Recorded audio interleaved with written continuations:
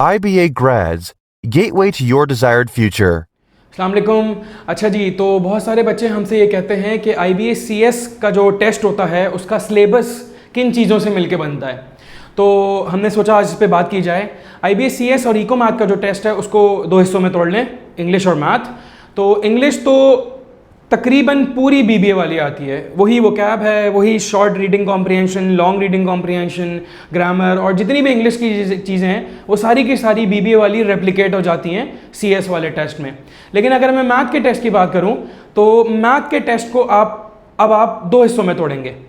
एक जो कि BBA की मैथ वाला पोर्शन है, ये जो पोर्शन होता है ये तकरीबन 70 to 80% ऑफ द पेपर होता है।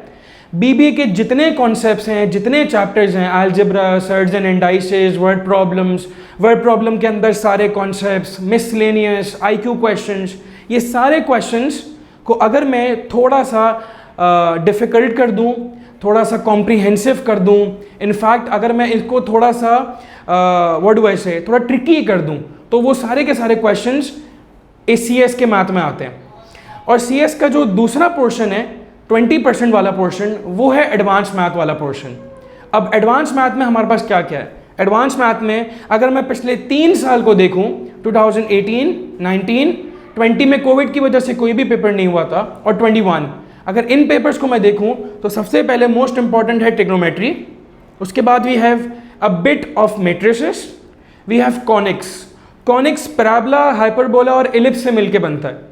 इसके अलावा we have some good questions of sets, and finally we can talk about maybe अगर मैं बात करूं तो फॉर एग्जांपल वेक्टर्स, बहुत थोड़ा सा वेक्टर्स।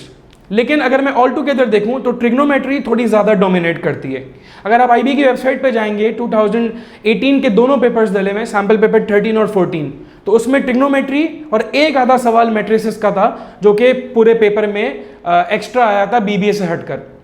इसी तरह अगर मैं 2019 की बात करूं तो उसमें भी तकरीबन यही सब था। लेकिन अगर मैं पर्टिकुलरली 2021 की बात करूं तो मेजर चंक ऑफ पेपर जो था वो BBA की मैथ से था, बस BBA की मैथ थोड़ी सी मुश्किल थी। और जो एडवांस मैथ के चैप्टर्स थे उसमें पहली दफ़ा 10 साल में इंटीग्रेशन के 2 सवाल आए थे, जिसमें एक बहुत सिंपल था और एक एरिया अंडर द कर्व का सवाल था। इसका मतलब ये नहीं है कि आप इंटीग्रेशन बैठ के पढ़ने बैठ जाएं, आप बाय पार्ट्स पढ़ने बैठ जाएं और सारे ट्रिग्नोमेट्रिक इंटीग्रेशन पढ़ने बैठ जाएं, ऐसा नहीं होता।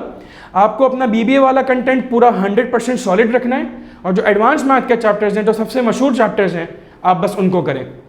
देखा जाए तो बहुत सारे चैप्टर्स हैं, बायनोमियल है और ग्रुप्स है, बहुत सारी चीज़ें हैं, तो हर चीज़ तो नहीं की जा सकती।